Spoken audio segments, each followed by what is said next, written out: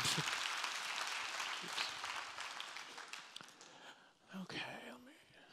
Hi, I'm with a group called Bellingcat.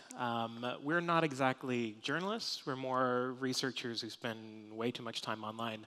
And we dredge through the bottom feeding part of the internet, and we dig through digital breadcrumbs to figure out what really happens with some very complicated and very messy and very important situations. And there aren't many situations that are much bigger and more complicated than MH17, which, as you just saw, led to the death of 298 people after it was shot down over eastern Ukraine back in July 17th, 2014. And this is such an interesting case because it's an intersection between this new amateur digital investigation, which I'm unilaterally representing today, and also professional criminal investigators who are working in the case parallel to these kind of online communities. So when you look at MH17, we knew pretty much exactly what happened a few hours after the downing. So after a few hours, we knew right away that it was a Soviet-era anti-aircraft missile system called the Buk. I'll be saying that word over and over, Buk, Buk, Buk, that shot down MH17 on accident, thinking it was a Ukrainian fighter jet or a military cargo plane. And now, after over 5 years, it's the same story. We still know that this is what happened. Every bit of evidence that has come out, every witness account, every photo, every video, every criminal investigation has further supported this same hypothesis. The only thing we're not sure about is exactly who pressed the button. We knew that it was a combination of Russian servicemen and Russian-supported forces in eastern Ukraine. We just know, we, the amateurs, don't know. The professionals, they probably do. In Russia, it's a little bit more schizophrenic. This is kind of a composite. You can see there's credit on the bottom, stole from Twitter, as someone who put every disinformation campaign around MH17 into one single photo. You can see it's like 3 jets on top of each other and a flag and everything else. It's like a UN meeting on this plane. So with Russians, it's a little bit harder for them to keep their disinformation straight. Maybe it was depending on who you ask and what time of the day. Maybe one official will tell you, oh, it was a Ukrainian fighter jet. Another one will tell you it was a anti-aircraft missile system. It just kind of collapses under its own weight because there are so many data points and bits of information about MH17 that are publicly accessible. So while we can throw a bunch of disinformation against the wall, to have an actual consistent and coherent narrative is much more difficult. So what makes MH17 a unique and interesting case is that it happened in 2014, when we have the advent of smartphones and social media and all that stuff. It happened in a populated area. This is over eastern Ukraine, where very, very, very populated, over 2-3 million people within a 50-mile radius or so, depending on what you count. And also it happened in an area with very, very high digital literacy. So people have smartphones, people know how to use social media, people know how to upload videos and photos.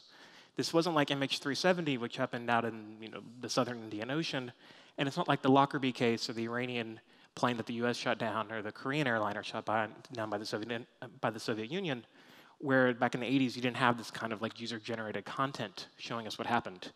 And because of that, we're able to collect, analyze, verify, and contextualize information that was taken from the ground by witnesses and people in the scene. So what happened with MH17 is that, well, this didn't happen in a vacuum. What happened was in the morning of the shoot down, this is July 17th, 2014, a little over 5 years ago, there were reports flooding in all over the Ukrainian corners of the internet, social media, news sites, witness accounts, and so on.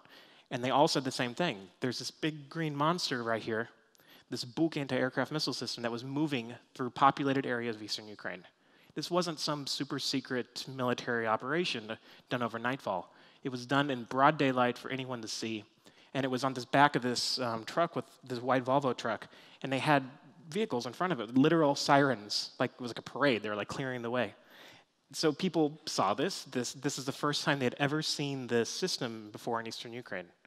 Before, there had been lower power anti-aircraft systems, shoulder-mounted stuff, but nothing like this. This thing can reach to the height of a civilian aircraft, as we now know. And this is the first time this had been spotted in eastern Ukraine. So it was significant, and people realized, and were probably terrified of seeing this thing going past their house, their apartment, their place of work, or whatever. And so they talked about it. They posted on Twitter, posted on Vkontakte, which is the largest Russian language social network, took videos of it, photos of it, and so on. So it was news. And then a few hours after these reports came in, there were separate reports that an airliner had been shot down in eastern Ukraine. This was the murder weapon. So we, the collective we, Bellingcat and other online sleuths, we collected and gathered and analyzed all these photos and videos and witness accounts that had come up about this big green monster that was moving through eastern Ukraine on the day of the shootdown. And if you look, if we get out your magnifying glass and look pixel by pixel on all these photos and videos, which we've done for years now, you can get a unique fingerprint for this weapon. You can see little splotches of paint, kind of tears on the rubber skirt, what the wheels look like, all these really tiny little minute details. So you kind of get a fingerprint for the murder weapon. Well, this thing didn't just appear out of nowhere. It didn't teleport. Oh, it had sound. Okay. No. This thing didn't teleport. Right? It's not like it's a gun you throw into the back of your car and drive it across the border. What it did is it came through a convoy. And so we looked and looked and looked and looked through every Russian social media account, every Ukrainian account, every convoy we could possibly find in order to find the culprit, try to find that same big green monster we saw in eastern Ukraine, try to find it in Russia, Ukraine, or who knows, Belarus, Georgia, who knows, nearby. And we did track it down. We found it. This same big green monster that had been found and photographed and filmed in Ukraine on the day of the shootdown, 3 weeks prior, had been creeping its way through western Russia in a convoy. It started in Kursk, Russia, which if you know World War II history, you know the Battle of Kursk. And it had gone from Kursk and over 3 days crept down the western Ukrainian-Russian border until it finally hit or was parked in an area right outside the Ukrainian border. And so here we have kind of a smoking gun or smoking book here showing us the exact murder weapon from MH17. We matched all those details, those paint splotches, all those things I was telling you about. And it shows us that this is it. The origin is it came from the 53rd Anti-Aircraft Brigade, which isn't very important, but what you do need to know is it is a Russian military unit based in Kursk, the same place where this big green monster was first photographed and filmed in western Russia. So, okay, that's us internet people who said this. We did all this research and hundreds of hours in research and YouTube videos and photos and everything. What do the suits say? Well, this right here is you can see behind me, the Joint Investigation Team. This is the Dutch-led team that has been entrusted with the criminal investigation into MH17. They're the ones who are responsible for saying who did it, why it happened, and what the consequences should be. And in 2020, in The Hague, they're going to have the trial start. This is only in a few short months. The actual criminal proceedings into MH17 are going to start. And they, thankfully, came to the same conclusion as we did, that it was this missile launcher from Kursk with Russian servicemen providing it that crossed over the border into Ukraine in the summer of 2014, during the heights of the war in eastern Ukraine. But how do we know this? Well, all these videos and photos that we're collecting, they're like little spy cameras all over Russia and Ukraine. People don't know it, but they're acting kind of as spies or researchers for us because they have dash cams. You know those dash cams you have where like the bears running across the street or whatever in Russia? It's like that, but like with military equipment, which makes it really easy to match these things up, license plates and all the other things. You can find out where they are and figure out where the convoy went. They use the same techniques we did, though they probably had a lot more time and a lot more resources to do it, and they weren't just random people online like us. And they also identified 4 people in particular who they fingered to be suspects in the downing. These 4 people you see behind me. 3 of these are Russian, 1 of them is Ukrainian. Well, we did the same research, and we came to the same conclusions, plus extra people.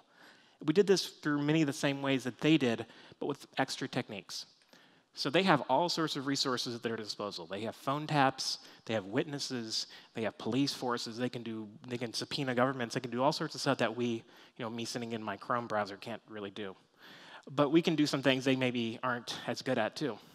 So for example, this on the top right over here, you can see this group of guys kind of hanging out there in their fatigues. These are soldiers in the 53rd Brigade, that Kursk Air Defense Brigade I talked about earlier. It was one of these people, we don't know exactly which one, but one of them was actually with the Buk when the shootdown happened in Ukraine in July 2014. We know this because we more or less stalked them for years and years and years, and looking exactly who was where, who had an alibi, who was on the border, and so on. And this guy in the top left, his name is Igor Girkin. He's probably the most infamous figure in this war in eastern Ukraine. He used to be a Russian Civil War reenactor. He would actually dress up in the whole outfits. He pretended like he was on the white Russian side. fighting the commies, before they were called commies. And he then became an actual real commander in eastern Ukraine and was the Minister of Defense of the so-called Donetsk People's Republic. And he is a strange guy. He posts on an internet message board for like military relics or antiques, so like relics from like World War II and the Russian Civil War and like knives and guns and all this stuff. He has an account, and his name is Kotic, which is like kitty cat. That's his username. And he went on here and he would post updates about the war. Like he would say like, yeah, so the front's moving here and we did this and we did that. So he's like a war criminal. Like he's like executed like people and tortured Ukrainian soldiers. And he's just sitting on this message board under the name Kitty Cat posting about his war crimes. So you can figure out a lot about these people because these are just like, I don't know, it's like Facebook for war criminals. They just kind of chat on there and they talk about what's going on. They aren't really hiding this. I mean, when you talk at the higher level, those guys in the bottom row, the GRU officers and the military officials, they're a little bit more secretive. But because this war in eastern Ukraine was this hodgepodge of Russian volunteers and Russian soldiers and these wannabe commanders who became real commanders, you have people who really, really like to talk and like brag about how many men they have and what they did, what military equipment they have coming in from Russia, which was really useful for us. And so we could do this research alongside the Dutch.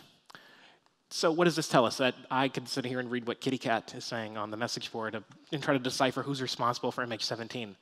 Well, kind of the playing field's been leveled a little bit. So international bodies, states, they don't have a monopoly on information anymore, or a monopoly on conducting or assessing investigations.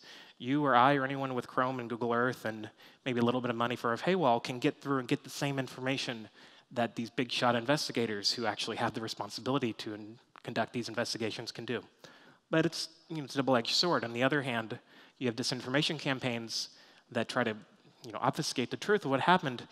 But if you're a very, very smart and discerning reader of news, you could figure out what data points line up with these narratives and what collapses under this weight of a bunch of disinformation and what is not a coherent and consistent narrative.